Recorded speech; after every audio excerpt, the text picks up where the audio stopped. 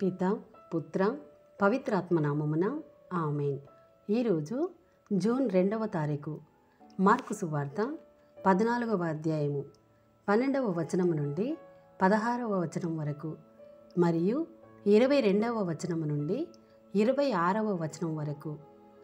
పాస్కా బలి సమర్పించు పులియని రొట్టెల పండుగ మొదటి దినమున శిష్యులు యేసు వద్దకు వచ్చి, మేము మీకు ఎచ్చట పాస్కా భోజనమును సిద్ధపరప కోరుచున్నారు అని అడిగిరి.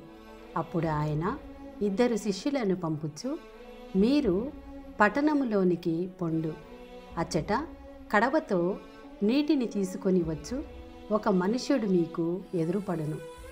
మీరు అతనిని వెంబడించి అతడు ప్రవేశించిన ఇంటికి వెళ్ళి ఆ ఇంటి యజమానునితో, నా శిష్యులతో నేను పాస్కా భోజనము భుజింపవలసిన అతిథిశాల ఎక్కడా అని మా గురువు అడుగుచున్నాడు అని చెప్పుడు. అప్పుడతడు మేడపై సిద్ధపరపబడిన విశాలమైన గదిని మీకు చూపును, అందు మనకు పాస్కా భోజనము సిద్ధపరపుడు అని చెప్పెను. అంతటా ఆ శిష్యులు బయలుదేరి నగరములో ప్రవేశించి యేసు చెప్పినట్లు కనుగొని పాస్కా భోజనము సిద్ధపరిచిరి. వారు భుజించుచుండగా యేసు రొట్టెనందుకొని ఆశీర్వదించి త్రుంచి తన శిష్యులకు ఇచ్చుచు, దీనిని మీరు తీసుకొని భుజింపుడు, ఇది నా శరీరము అనెను. తరువాత ఆయన పాత్రమును అందుకొని కృతజ్ఞతా స్తోత్రములు చెల్లించి వారికి అందించెను. దాని నుండి వారు అందరూ త్రాగిరి.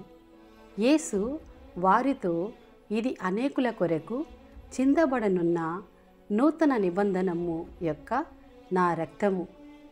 ఇది మొదలు దైవరాజ్యములో ద్రాక్షారసమును నూతనముగా పానము చేయు రోజు వరకు దీనిని ఇక త్రాగనని మీతో నిశ్చయముగా చెప్పుచున్నాను అనెను.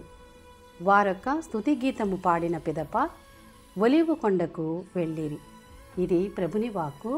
సర్వేశ్వరునికి వందనములు.